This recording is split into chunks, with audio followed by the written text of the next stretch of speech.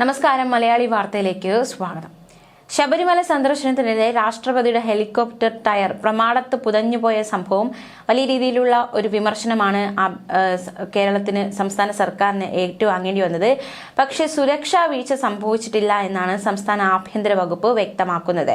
Helicopter യാത്രയുടെ മേൽനോട്ടം വ്യോമസേനയ്ക്കായിരുന്നു. Landing ഉൾപ്പെടെ ഭൗതിക സൗകര്യങ്ങൾ ഒരുക്കിയത് വ്യോമസേനയിലെ സാങ്കേതിക വിദഗ്ധരുടെ മേൽനോട്ടത്തിലാണ് എന്നും ആഭ്യന്തര വകുപ്പ് വ്യക്തമാക്കി. സംഭവം രാഷ്ട്രപതി ഭവനോ കേന്ദ്ര സർക്കാരോ സുരക്ഷാ വീഴ്ചയായി വിലയിരുത്തുകയോ ഇതേവരെ വിശദീകരണം ചോദിക്കുകയോ ചെയ്തിട്ടില്ല എന്നും പൊതുഭരണ വകുപ്പും DGPയും വ്യക്തമാക്കി. സംഭവത്തിൽ കേന്ദ്ര സർക്കാരോ സംസ്ഥാന സർക്കാരോ കൂടുതൽ നടപടികളിലേക്ക് കടക്കുന്നില്ല എന്നതടക്കമുള്ള സൂചനകളാണ് നിലവിൽ പുറത്തുവരുന്നത്. പക്ഷേ 1/2 ഇഞ്ചിന്റെ താഴ്ചയുണ്ടായെന്ന് ജില്ലാ കളക്ടർ S. പ്രേംകൃഷ്ണൻ കഴിഞ്ഞ ദിവസം പ്രതികരിച്ചിരുന്നു. മാത്രമല്ല, ഹെലിപ്പാഡിന്റെ ഉറപ്പിന്റെ കാര്യത്തിൽ പ്രശ്നങ്ങൾ ഉണ്ടായിട്ടില്ല എന്നും H മാർക്കിനേക്കാൾ പിന്നിലാണ് ഹെലികോപ്റ്റർ ലാൻഡ് ചെയ്തതെന്നും പുതിയ കോൺക്രീറ്റ് ആയതിനാൽ 1/2 ഇഞ്ചിന്റെ താഴ്ചയുണ്ടായി.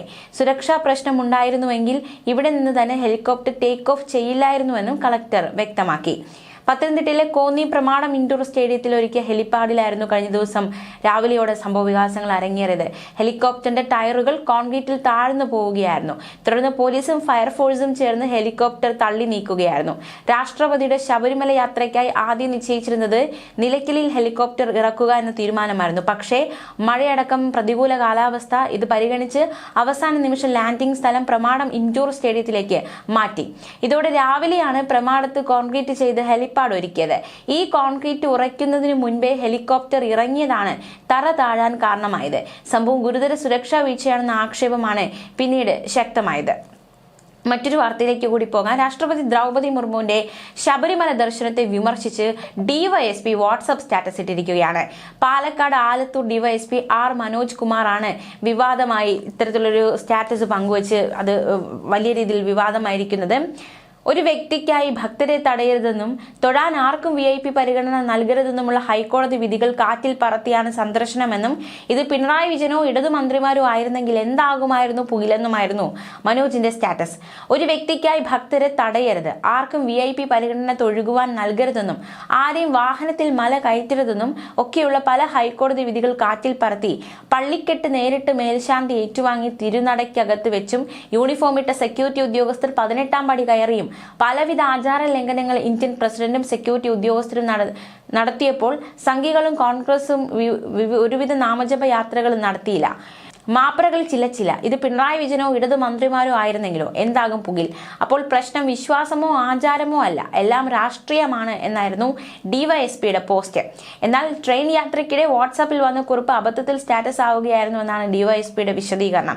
അതിനിടെ ശബരിമലയിൽ മാളികപ്പുറം ക്ഷേത്രത്തിന് പുറത്ത് തൊഴുതു നിൽക്കുന്ന രാഷ്ട്രപതി ദ്രൗപദി മുർമുവിന്റെ ചിത്രം പിൻവലിച്ചു. രാഷ്ട്രപതി ഭവന്റെ പേജുകളിൽ നിന്നാണ് ചിത്രം പിൻവലിച്ചത്. ശ്രീകോവിലിന്റെ ഉൾവശവും വിഗ്രഹവും ഉൾപ്പെട്ട ചിത്രത്തിനെതിരെ വിമർശനം ശക്തമായതോടെയാണ് ഈ ചിത്രം പിൻവലിക്കുന്ന സാഹചര്യം ഉണ്ടായത്. അതേസമയം ശബരിമല ദർശനത്തിന് രാഷ്ട്രപതി ദ്രൗപദി മുർമു എത്തുന്നതിന് മണിക്കൂറുകൾക്ക് മുൻപ് നിലയ്ക്കലിനും പ്ലാപ്പള്ളിക്കും മധ്യേ മണൽത്തിട്ട ഇടിഞ്ഞു വീണ് കല്ലുകൾ റോഡിൽ പതിച്ചു.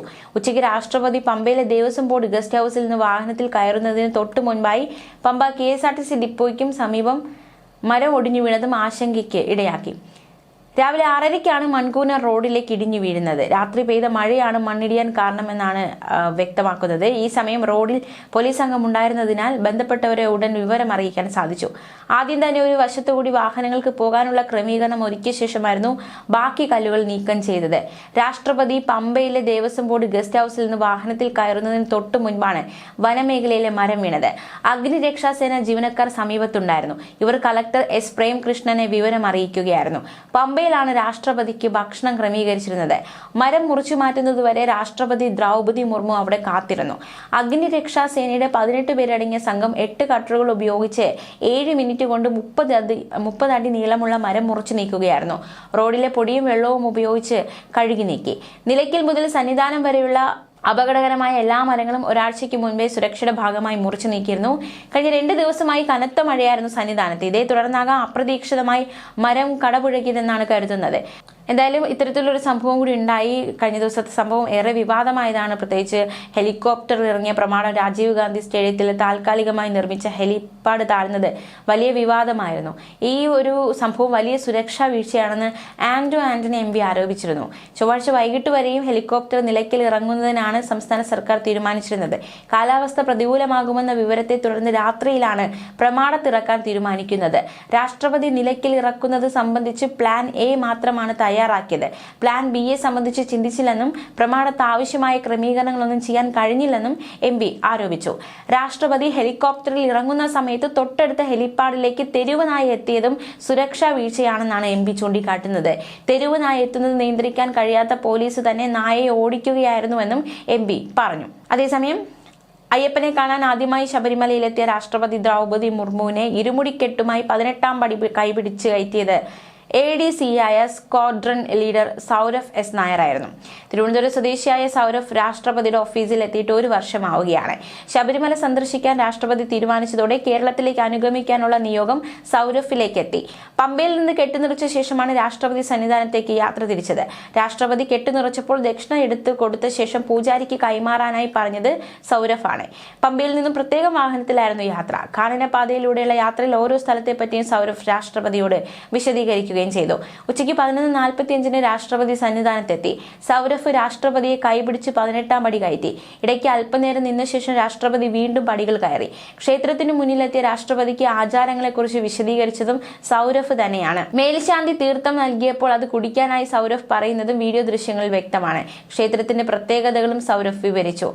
ശബരിമലയിൽ എത്തുന്നതിന് മുൻപ് തന്നെ ഐതിഹ്യങ്ങളും ആചാരങ്ങളും രാഷ്ട്രപതി മനസ്സിലാക്കിയിരുന്നു. ഓഫീസിലുള്ള മലയാളി ഉദ്യോഗസ്ഥരാണ് ഇതിനെ സഹായിച്ചത്. രാഷ്ട്രപതിയുടെ ADC-യായി തിരഞ്ഞെടുക്കപ്പെടുന്നത് ഒരു യുവ സൈനിക ഉദ്യോഗസ്ഥനിൽ കിട്ടാവുന്ന ഏറ്റവും വലിയ ബഹുമതിയായാണ് കണക്കാക്കപ്പെടുന്നത്. രാഷ്ട്രപതിയുടെ ദൈനംദിന ഷെഡ്യൂളുകളും ഔദ്യോഗിക യോഗങ്ങളും കൈകാര്യം ചെയ്യുന്നത് ADC-മാരാണ്. ചടങ്ങുകളിൽ ഒപ്പം പങ്കെടുക്കുന്നതും സംസ്ഥാന സന്ദർശനങ്ങൾ ഏകോപിപ്പിക്കുന്നതും ഇവരായിരിക്കും. രാഷ്ട്രപതി ഭവനും സർക്കാരും തമ്മിലുള്ള ആശയവിനിമയങ്ങൾ നടക്കുന്നത് പ്രധാനമായും ADC-യിലൂടെയായിരിക്കും. ന്യൂസ് ഡെസ്ക് മലയാളി വാർത്ത.